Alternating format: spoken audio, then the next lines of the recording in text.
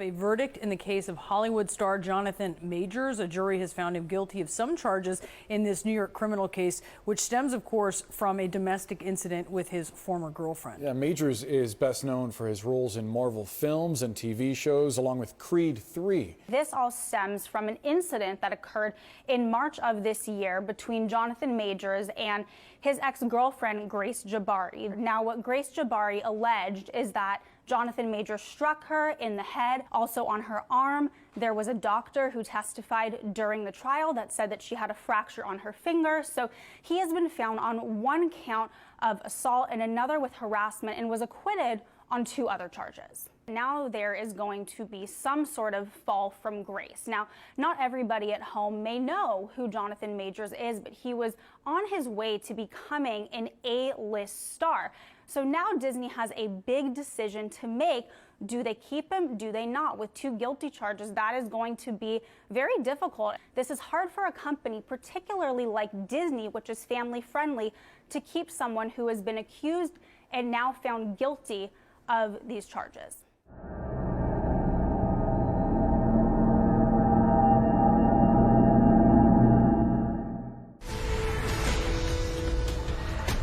And hello, everyone. I'm Kira Phillips. And I'm Terry Miranda. We've got some breaking news. The jury in the Jonathan Majors domestic violence trial has found him guilty of 1 count of assault and 1 count of harassment, but acquitted him of another count of assaulting his former girlfriend. This comes after jurors spent 4 or 5 hours deliberating over portions of several days. And this is a case that has gotten a lot of attention. Jonathan Majors, a major rising star, and he met a crisis in this, and the jury has now returned with its verdict. And there was a lot of talk about this trial impacting his future in the movie business. Rising star within the Marvel movies. Our legal contributor, Brian Buckmeyer, has been following this from the very beginning as well. So I guess let's first of all talk about the charges here. Brian, your first reaction. Yeah, I'm actually kind of scratching my head just because I'm looking at the different charges, and let me break it down and explain. There are 2 different assaults here. One is intentional assault and one is reckless assault. Based on the number order that they're telling us, my guess, and please someone correct me if I'm wrong, is they're acquitting him of intentional assault, but finding him guilty of reckless assault, meaning that he just did something he should have known better, and it caused the injury of Grace Jabbari. Then he's found not guilty of aggravated assault, which is to alarm, annoy, harass, or threaten someone and subject them to physical violence. But he's not guilty of that, but he is guilty of alarming and annoying Grace Jabbari. To me, this sounds like we call it a King Solomon decision. They literally just split the baby and said half and half, but some of the convictions and some of the acquittals don't really make sense when you put them all together. Well, Brian, let me try to make a little sense. I wonder, I don't know the exact fact pattern since I wasn't in the courtroom, but couldn't you say that in the fury of what is a domestic dispute, he was reckless in his handling, in his physical handling of Jabbari, and that was the reckless assault? And the harassment is he lost his temper rather than consciously went after her. Does that make sense? No, because it would make sense for the reckless and then the aggravated harassment, because the aggravated harassment is harassing someone through physical violence. So why find him guilty of assaulting recklessly but not guilty of harassing someone through physical force? That's the part that I'm thinking someone just kind of said, you know what, right, we'll find him guilty for 2 but not guilty for these 2. But it could work. Someone's got to talk to the jury, I guess. Yeah. Let's talk about the evidence, because there was clearly clashing narrative from both sides. We had video, audio, text, photos. Do we have that video? Okay, this is some of the photos that we had here of the bruises and the cuts. This is the video that I'm talking about. I mean, this was probably one of the most powerful pieces of the evidence that they played in court, Brian. Absolutely. And I was in court watching some of this video being played to the jury, and I think it was difficult for both the prosecution and the defense to really articulate this video in a way that really moved the jury. And I think ultimately the jury kind of took this case into their own hands. We saw that from the jury notes, saying we want all of the evidence, pretty much video, testimony, 911 calls, and they decided for themselves. For me, is this Jonathan Majors assaulting his then-girlfriend, then running away, or is this him trying to stop her from stealing, or I guess re-stealing his cell phone and getting away from her? The juxtaposition of how this was presented to the jury, I think, is what caused the deliberation to take so long. And there's a state of mind, obviously, that the prosecution would have to prove, right? And so here they are. She has seen the spark that triggered this fight, was she saw what she thought was a message from another woman on his phone. So she was trying to grab the phone. He's trying to grab it back. They're probably at the peak of emotions and anger and mutual conflict at that point. And would the jury have factored that in? In other words, we've all been in fights with people we love, and so it's not the same as a more conscious. As Brian smiles, he's like, yeah. So this is the difficult part for me, and this is where I was getting in trouble at home when I tried to break this down to my wife. What I didn't like about this defense is they didn't focus on what is called Penal Law 3525. It's the ability to use force to stop a larceny or theft or criminal mischief, the damage of your property. And I always go back to this analogy that I've said multiple times in ABC. And I'll use Kira, use an example. If Kira's walking down the street and someone takes her purse, the law says you're allowed to use force to take your property back. The law doesn't say, well, your girlfriend's allowed to take your cell phone because she's allowed to check for infidelity.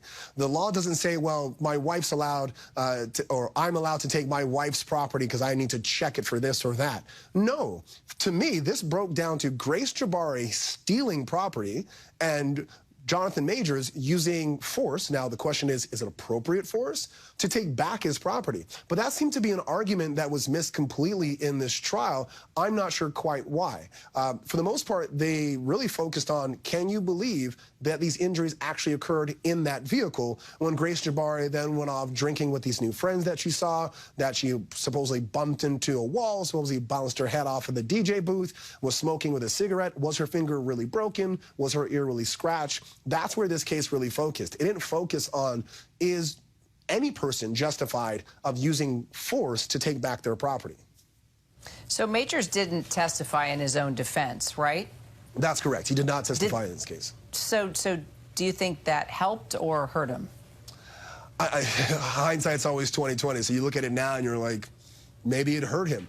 I think the difficulty in him testifying was that the evidence that came in was so strong that, for lack of a better term, this was a toxic relationship. This was a man who believed he was, as his own words, a great man, and that he needed a great woman similar to like that of Michelle Obama or Coretta Scott King, and through the prosecution's eyes or their lens was manipulating Grace Jabbari to be someone else through verbal and emotional abuse, and that this crescendo of verbal and emotional abuse led to the physical abuse that is this case. And if Jonathan Majors took the stand, he would have had to answer for each and every one of those instances of verbal and emotional abuse. And I think that would have been very damning for him, not just in a criminal setting, but also in a PR setting, because he's got to have a life after this. So I think strategically it makes sense for him not to testify. But I think on another sense, him testifying to what happened in that vehicle, saying, I was just trying to get my phone back. This was not a form of manipulation. This wasn't a form of abuse. This was, someone took my property and I tried to take it back with as little force or little harm as possible, and she wasn't injured when I left. I think that could have been helpful as well. All right, let's go to Aaron Katursky, who's been covering this for us. Thank you, Brian, our senior investigative reporter. So, Aaron, this is a split verdict. Brian's just been slicing and dicing the law with us and some of the evidence in the case. What do you make of this verdict? What's the jury saying, and what are the consequences for Jonathan Majors? I think off the bat, with 2 counts of conviction, Jonathan Majors faces as much as a year in prison, although hard-pressed to find another case of misdemeanor domestic violence where a first-time offender actually served time. But be that as it may, he does face the possibility of a year in prison on each of the 2 counts of conviction. Terry, I think the verdict reflects a signal from the jury that they did not believe Jonathan Majors intentionally assaulted Grace Jabbari in the backseat of that SUV back in March, but was reckless when he tried to grab back his phone and left her with a lacerated ear and a fractured finger. Because on both counts that involved intentional conduct, the jury acquitted him.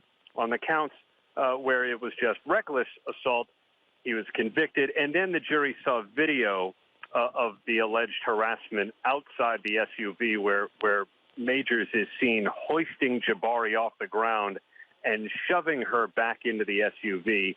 That was pretty cut and dry, it seemed, to the jury, and so they convicted him on the single misdemeanor count of harassment. So what's the talk, Ben, Aaron, just about his future and his career and how that's playing into all of this? I mean, a lot of the coverage has been about how he was this rising star within Marvel, and that this case could devastate his future. Well, he was a rising star within Marvel, wasn't he? You know, with roles in Loki and Ant-Man and the Wasp, Quantumania, which is where he met Grace Jabari on set. She was doing dance instruction for some of the cast members. And a lot of his projects have been put on hold pending the outcome of the case. But regardless, and you know, he can try to fight the 2 counts of conviction, but regardless, there were some things that came out during trial which were not a good look for his reputation. The jury heard, and Majors does not dispute, that Majors was throwing things at Grace Jabari on several occasions, threw a candle at her head, the candle container smashed, the jury saw pictures of it.